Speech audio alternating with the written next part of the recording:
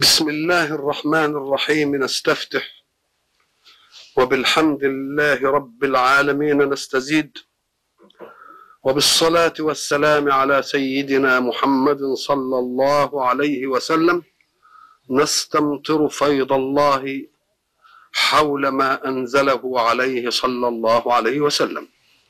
وبعد، فقد انتهينا في اللقاء السابق إلى أن الله سبحانه وتعالى حينما ذكر قضية النفاق أوسع لها في كتابه العزيز أكثر مما أوسع لقضية الإيمان ولقضية الكفر.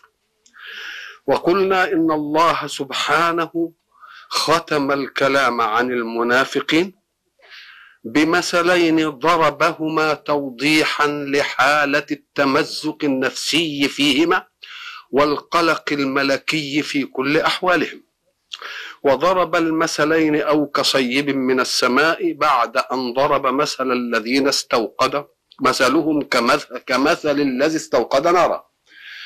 وشاء الحق سبحانه وتعالى أن يستغل ضرب المثلين للمنافقين ليشرح قضية كلية كانت شغلا شاغلا لكثير من خصوم الإسلام في عهده الأول، حينما كان يضرب الله المثل بالذباب والبعوض والعنكبوت، وهي حشرات في نظر الناس حقيرة، ولكن قلنا إن الحقارة في نظر الناس هي عين الحامل على أن يضرب الله بها المثل.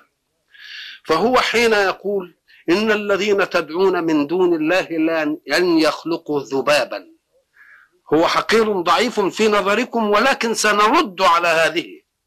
فإذا كان في نظركم حقير، فإن كنتم أقوى منه وأقدر وهو حقير في نظركم فاخلقوا شيئا منه.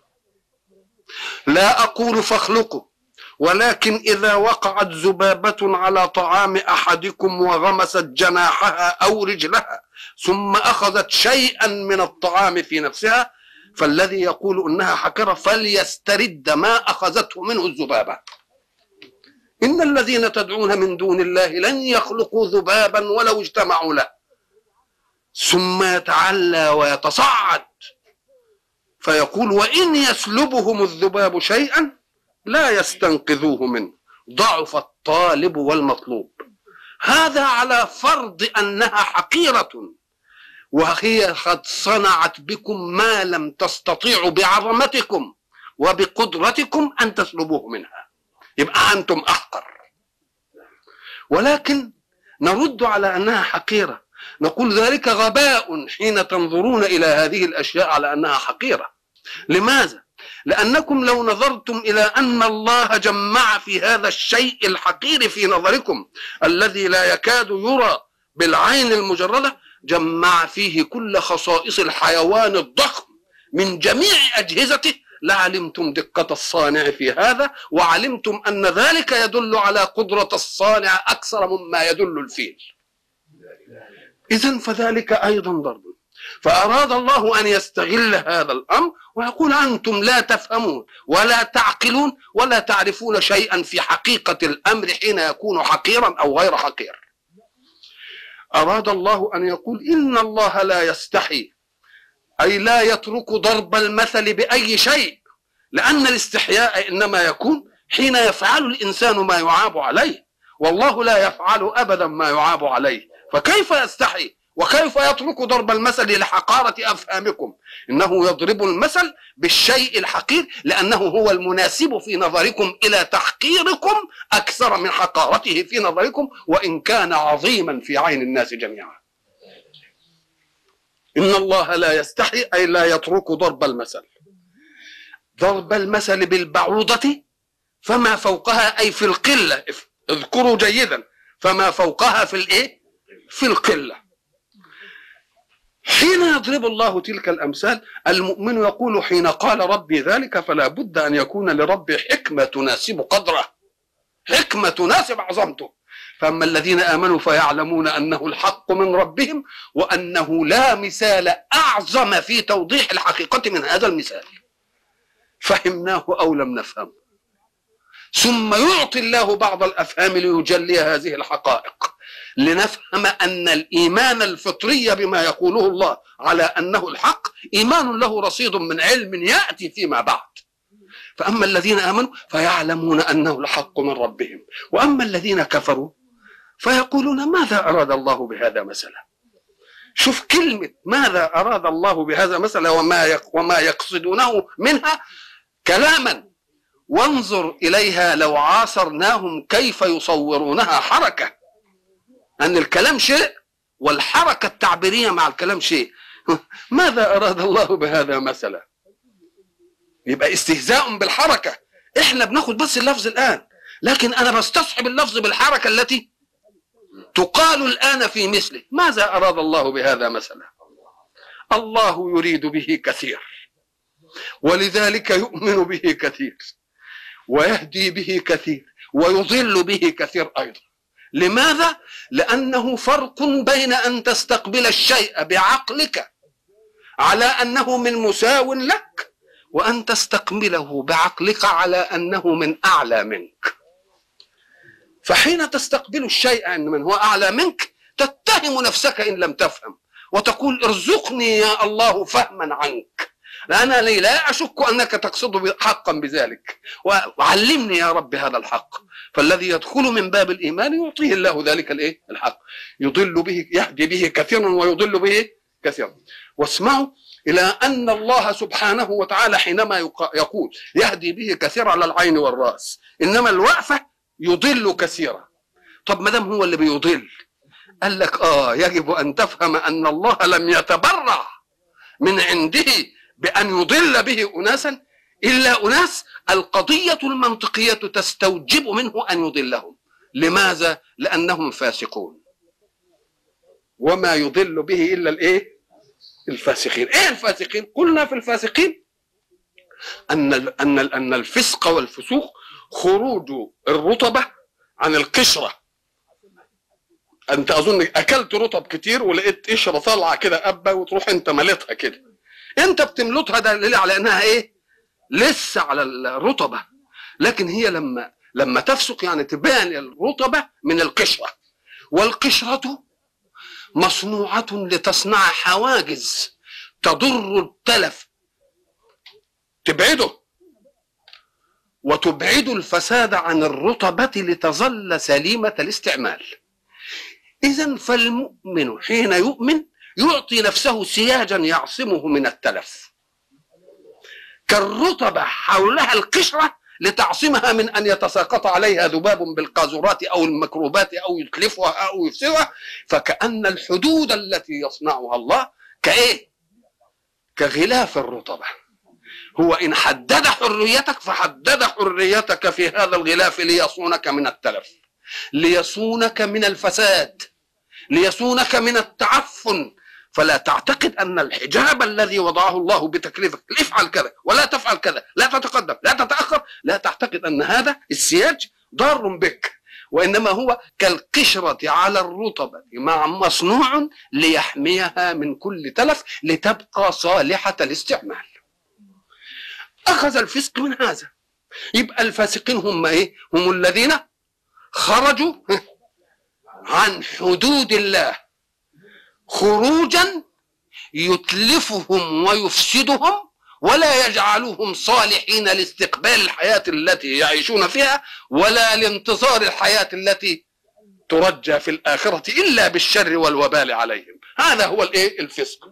أراد الحق سبحانه وتعالى أن يبين لنا أن الذي يضل بالأمثال من هم؟ الفاسقين. الفاسقين دول يريد أن يوضحهم قضية عامة، خروج عن منهج الله. فسقوا يعني خرجوا عن منهج الله كما خرجت الرطبة من القشرة بتاعتها. خروج عن منهج الله له ظواهر في الحركة الإيمانية وظواهر في الحركة السلوكية. قال إيه بقى؟ حب يبين لنا النهارده بقى، يبين لنا وما يضل به إلا الفاسقين الذين ينقضون عهد الله من بعد ميثاقه. هذه واحدة.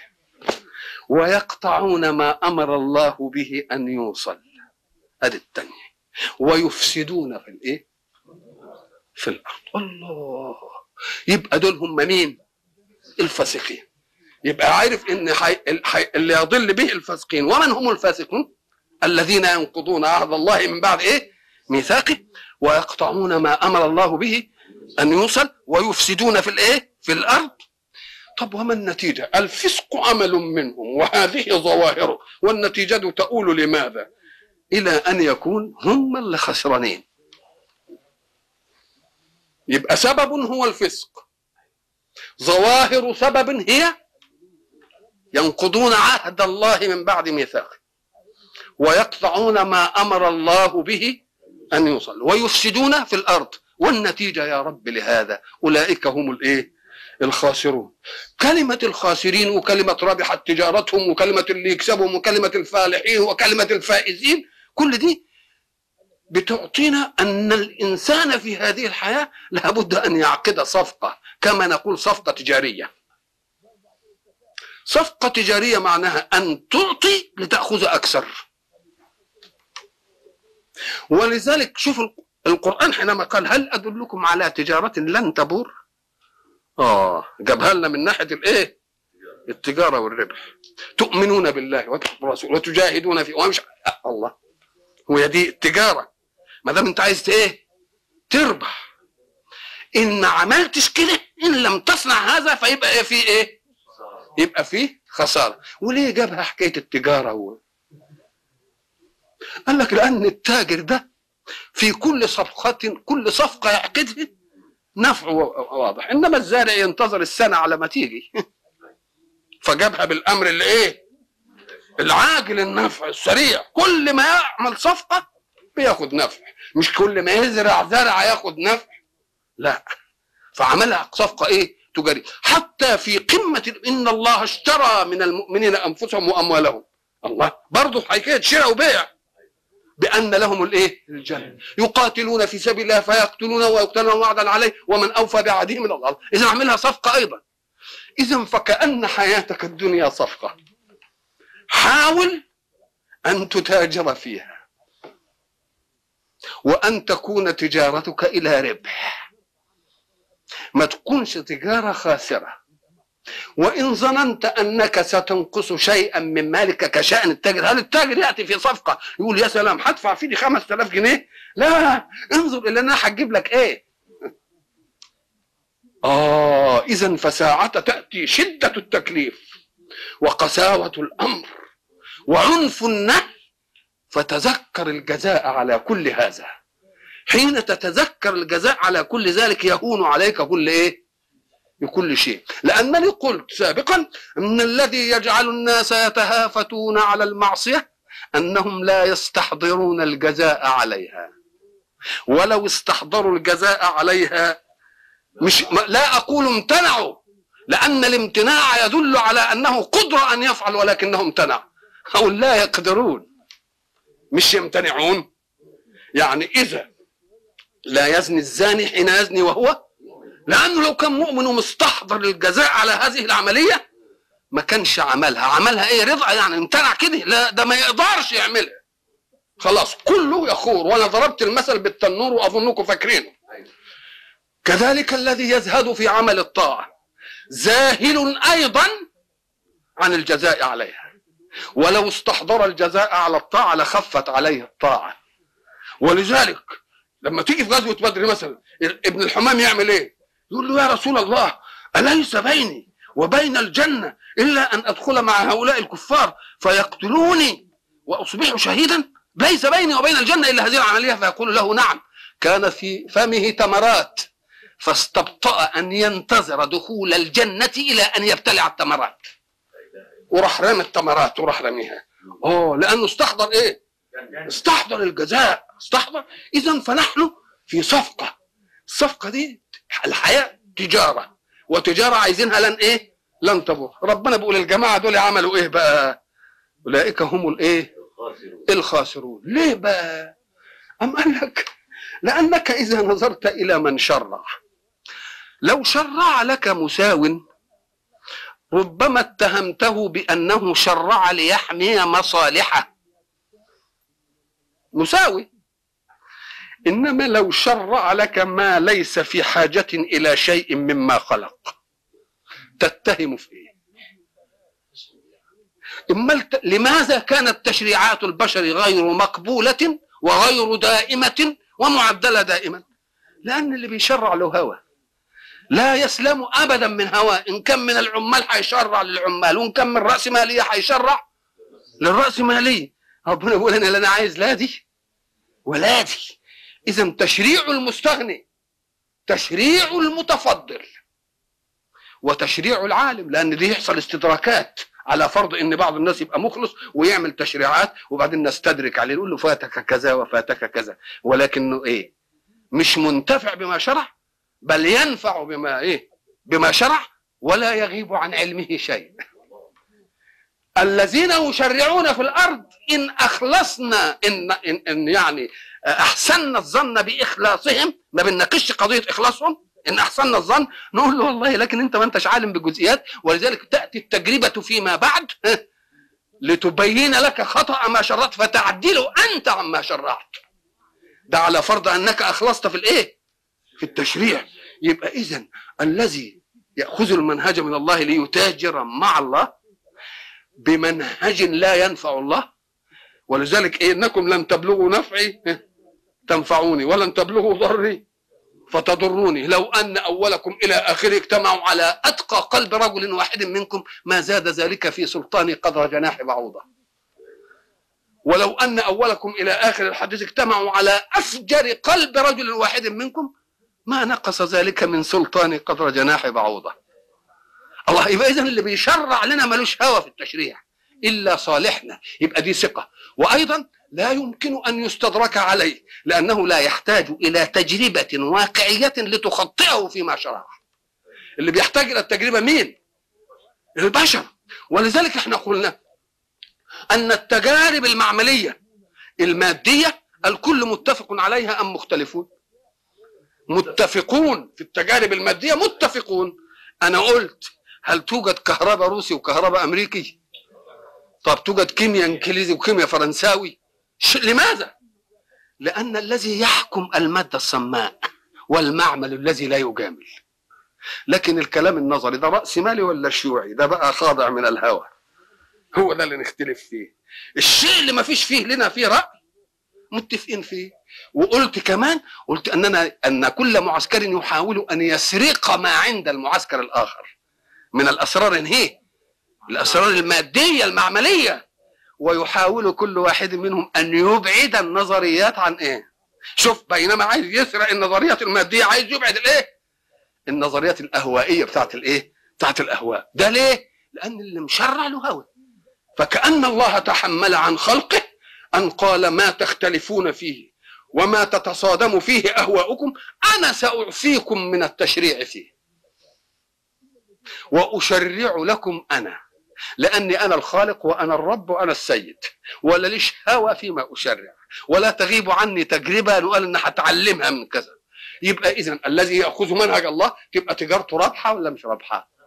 واللي ما ياخدش منهج الله يبقى خاسر ولا مش خاسر؟ يبقى إذن الفاسقون الذين خرجوا عن منهج الله وظنوا أن الإطار التكليفي الذي يحوطهم بسياج من الالتزام ضار بهم. نقول لا، لو فهمت حتى لفظ العبارة، اللفظ اللغوي حتى ما هو الفسوق وما هو الفسق، لعلمت أن ذلك للحفاظ عليك أنت. طيب الفسوق جاب شوية بقى أشياء، الذين ينقضون عهد الله من بعد ميثاقه. ما هو العهد؟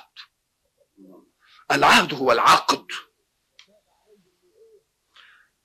عقدت ايه؟ شيء.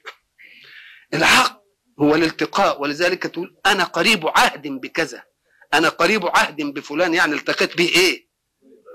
التقيت به قريب. يبقى برضو كلمة العهد كما تدل على العقد تدل على الايه؟ الالتقاء. والالتقاء عقد، لأن بيوصل واحد بواحد، مش كده ولا لا؟ تبقى المادة واحدة كلها، عقد ولا ايه؟ ولا التقاء أو وصية.